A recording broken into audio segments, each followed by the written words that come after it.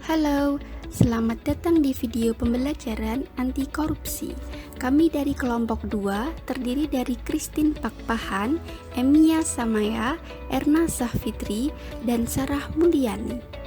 Kami berempat akan memaparkan materi mengenai anti korupsi. Indonesia dinilai mengalami kemunduran di bidang penegakan hukum dan pemberantasan korupsi saat ini. Menteri Koordinator Bidang Politik Hukum dan Keamanan Mahfud MD mengatakan salah satu indikatornya adalah sejumlah vonis terhadap terdakwa kasus korupsi yang dinilai semakin hari semakin ringan. Sebenarnya apa pengertian korupsi? Menurut Kamus Besar Bahasa Indonesia dijelaskan, korupsi adalah penyelewengan atau penyalahgunaan uang negara atau perusahaan dan sebagainya untuk keuntungan pribadi atau orang lain. Mengapa orang memilih menjadi korup daripada jujur? Bagi sebagian orang, menjadi korup mungkin cara termudah atau memang satu-satunya cara untuk mendapatkan apa yang mereka inginkan. Menurut teori triangle fraud dari Donald R. Creasy, ada 3 penyebab mengapa orang korupsi, yaitu adanya tekanan, kesempatan, dan rasionalisasi. Apa dampak korupsi? Korupsi jelas menimbulkan dampak negatif. Penyebab paling umum korupsi adalah pada lingkungan politik dan ekonomi, etika profesional dan moralitas, serta kebiasaan adat istiadat, tradisi, dan demografi.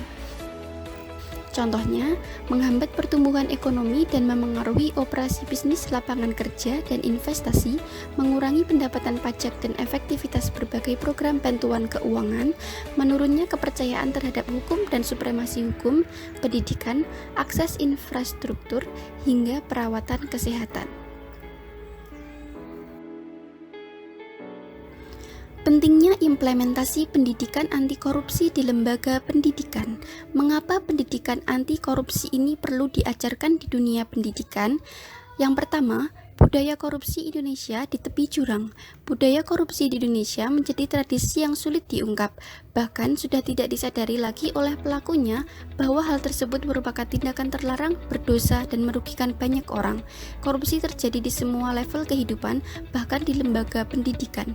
Kondisi di tepi jurang inilah yang menyebabkan target pemahaman perlu dilakukan dari akar rumput dan dalam jangka waktu yang panjang. Lembaga pendidikan sebagai lokomotif pembentukan karakter generasi bangsa harus menjadi tempat pengajaran yang kuat terhadap pendidikan anti korupsi tersebut. Yang kedua adalah memerangi korupsi dari lingkungan terdekat. Tidak disiplin pada waktu penerimaan peserta didik yang dilakukan dengan curang, manipulasi nilai, gratifikasi, dan sebagainya merupakan tindakan-tindakan korupsi kecil yang ada di lingkungan dunia pendidikan. Dari sinilah sikap korupsi bisa muncul, sehingga sebelum nantinya generasi muda tumbuh dan menghadapi kehidupan bernegara yang lebih luas, lembaga pendidikan harus lebih dulu menanamkan sikap-sikap anti korupsi. Yang ketiga adalah penanaman pendidikan karakter yang aplikatif. Mengajarkan anak untuk tidak korupsi sejak dini perlu dilakukan dengan tindakan dan contoh nyata perbuatan, tidak lagi melakukan teori-teori pembelajaran. Guru maupun tenaga pengajar serta pengelola lembaga pendidikan penting memahami jika untuk mendidik anak tidak korupsi harus didahului oleh contoh dari orang tua yang ada di lembaga pendidikan terkait. Berikut adalah 9 contoh nilai sikap anti korupsi. Yang pertama adalah jujur. Jujur adalah luas hati, tidak berbohong, dan berbuat curang. Contoh perilaku jujur dalam lingkungan sekolah adalah tidak mencontek pekerjaan teman saat ujian sekolah. Yang kedua, tidak berbohong kepada guru jika belum atau lupa mengerjakan PR. Contoh perilaku jujur dalam rumah adalah memberitahukan hasil ujian kepada orang tua meskipun hasilnya tidak memuaskan. Yang kedua, mengembalikan sisa uang kembalian kepada orang tua. Yang kedua adalah disiplin. Disiplin adalah taat terhadap peraturan baik tertulis maupun tidak tertulis. Anak yang disiplin merupakan pribadi yang dipercaya oleh sahabatnya. Contoh sikap disiplin di sekolah adalah 1. Berbaris dengan tertib dan rapi. 2. Mentaati tata tertib dan fasilitas di sekolah. Contoh sikap disiplin di rumah adalah 1. Berangkat sekolah tepat waktu. Kedua, segera merapikan tempat tidur setelah bangun pagi. Contoh sikap disiplin di lingkungan sekitar adalah 1. Membuang sampah sesuai dengan tempatnya. 2. Tidak bermain di tempat yang tidak ditujukan untuk bermain. Nilai yang ketiga adalah tanggung jawab.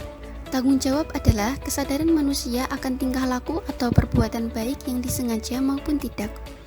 Contoh perilaku tanggung jawab di lingkungan sekolah adalah menjaga kebersihan lingkungan sekolah serta menghadiri upacara bendera tiap Senin. Contoh perilaku tanggung jawab di rumah adalah merapikan kembali mainan setelah bermain, serta mencuci piring dan peralatan makan yang telah dipakai. Contoh perilaku tanggung jawab di lingkungan sekitar adalah merawat tanaman yang ada di sekitar rumah, serta mengurangi sampah plastik dengan cara membawa tas belanjaan sendiri. Nilai yang keempat adalah adil. Adil adalah suatu sikap yang tidak memihak atau sama rata. Tidak ada yang lebih baik dan tidak ada yang kurang. Contoh perilaku adil di lingkungan sekolah adalah berteman dengan semua siswa tanpa memandang suku, ras, agama, maupun latar belakang ekonominya. Contoh perilaku adil di rumah adalah memberi kasih sayang yang sama kepada kakak dan adik, serta saling berbagi makanan dengan adil kepada saudara. Poin yang kelima adalah berani. Berani adalah percaya diri, tidak gentar dalam menghadapi bahaya, kesulitan, dan sebagainya. Contoh perilaku berani di lingkungan sekolah adalah berani mengemukakan pendapat dan bertanya ketika dalam diskusi, serta berani tampil menjadi anak teladan. Contoh perilaku berani dalam lingkungan rumah adalah berani mengajak anggota keluarga untuk beribadah. Contoh perilaku berani di lingkungan sekitar adalah berani menegur teman yang tidak menggunakan masker saat keluar rumah. Nilai yang keenam adalah peduli. Peduli adalah suatu sikap untuk senantiasa ikut merasakan penderitaan orang lain. Contoh perilaku peduli di sekolah adalah menularkan sikap peduli kepada teman-teman seperti menggalang dana bantuan korban banjir. Contoh perilaku peduli di rumah adalah membantu anggota keluarga yang sedang sakit. Poin yang ketujuh adalah kerja keras. Kerja keras adalah gigih dan fokus dalam melakukan sesuatu dan tidak asal-asalan. Contoh perilaku kerja keras lingkungan sekolah adalah yang pertama, tekun mengikuti kegiatan ekstrakurikuler, memanfaatkan waktu istirahat dengan melakukan hal yang positif. Contoh perilaku kerja keras di rumah adalah membantu pekerjaan orang tua. Poin yang kedelapan adalah mandiri. Mandiri adalah tidak bergantung pada orang lain.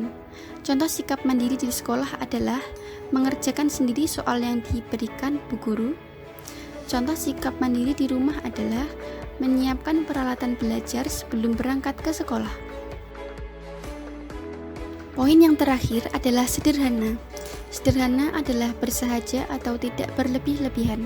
Contoh sikap sederhana di lingkungan sekolah adalah mensyukuri bekal makanan sehat. Contoh sikap sederhana di lingkungan rumah adalah menyisihkan uang saku untuk ditabung di rumah, serta selalu merencanakan barang yang ingin dibeli sesuai dengan yang diimpikan. Contoh sikap sederhana di lingkungan sekitar adalah tidak menghabiskan uang untuk hal-hal yang tidak berguna. Sekian presentasi yang bisa kami berempat sampaikan. Atas kurang lebihnya mohon maaf, serta sampai jumpa di video pembelajaran selanjutnya.